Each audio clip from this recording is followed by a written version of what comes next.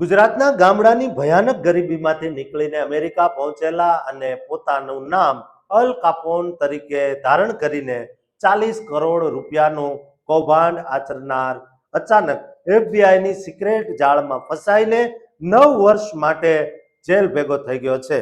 દોસ્તો, અમેરિકાની ક્લેવલેન્ડ ડિસ્ટ્રિક્ટ કોર્ટમાંથી સામે આવેલા ચોંકાવનારા સમાચારે સૌ કોઈને ચોંકાવી દીધા છે. અમેરિકામાં વસતા આપણા લોકો માટે બહુ જ મોટો ચેતવણી રૂપ બોધપાઠ પણ આ કિસ્સો રજૂ કરે છે. દોસ્તો, અમેરિકન કોર્ટના ચુકાદા અને એફબીઆઈના અહેવાલો મુજબ મૂળ ગુજરાતના અમપુરા ગામના વતની શ્રેયસ બલદેવભાઈ ચૌધરી વિરુદ્ધ ફેડરલ અદાલતમાં ચાલતા મની લોન્ડરિંગ અને ટેક્સ સપોર્ટ સ્કેમ કેસમાં આકરો ચુકાદો આવ્યો છે. યુએસ ડિસ્ટ્રિક્ટ જજ જે ફિલિપ કેલાબ્રેસે દ્વારા આરોપી શ્રેયસ બલદેવભાઈ ચૌધરીને પૂરા 110 મહિના એટલે કે 9 વર્ષ અને 2 મહિનાની જેલની સજા ફટકારી છે. આ ઉપરાંત અદાલતે તેને વિદેશી પીડિતોને $51,64,031 એટલે કે આશરે 43 કરોડ રૂપિયાથી પણ વધુની રકમ વળતર એટલે કે રેસ્ટિટ્યુશન પેટે પાછી ચૂકવવાનો આદેશ કર્યો છે. આ કૌભાંડમાં શ્રેયસ ચૌધરી ઉપરાંત તેના સાથીદારો પણ સામેલ હતા, જેમાં તૃષા ચૌધરીને 5 વર્ષની પ્રોબેશન સજા, $343,641નું વળતર ચૂકવવાનો આદેશ થયો છે.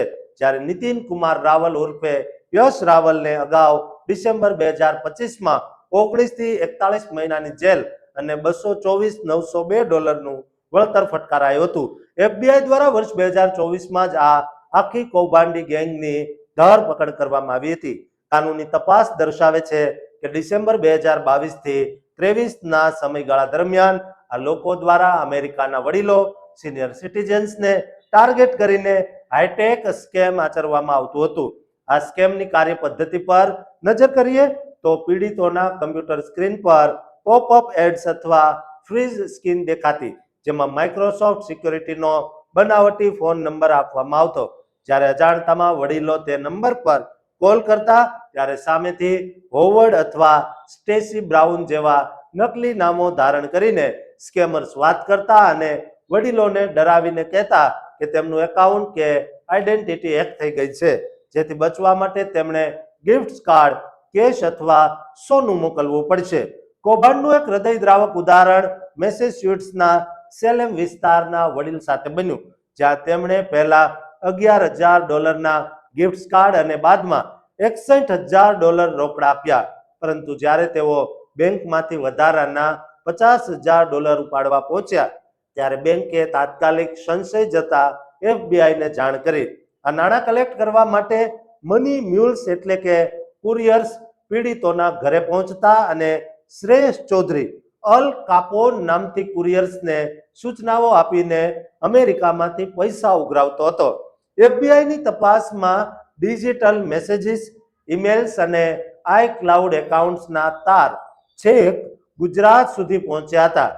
કોર્ટમાં સજા ઓછી કરાવવાના બચાવ પક્ષના વકીલે શ્રેયસના અમપુરા ગામના ગરીબ બાળપણ, પીવાના પાણીની અછત, ઘરની જર્જરિત સ્થિતિ, મેટ્રેસ પર સૂવું, માત્ર ધોરણ 10 સુધીનો અભ્યાસ, અંગ્રેજીની ઓછી આવડત અને 22 વર્ષની વયે મહિને માત્ર $10.49ના પગારવાળી નોકરીનો હવાલો આપી ગરીબીના લીધે ભૂલ થયાનો બચાવ રજૂ કર્યો.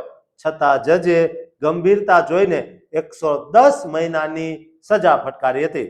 વર્ષ 2024થી ફેડરલ કસ્ટડીમાં રહેલા શ્રેયસે મે 2026માં ગુનો સ્વીકાર્યો અને જેલ પૂરી થયા બાદ તેને 3 વર્ષ પ્રોબેશન અને ત્યારબાદ ભારત ડિપોર્ટ થવું પડશે.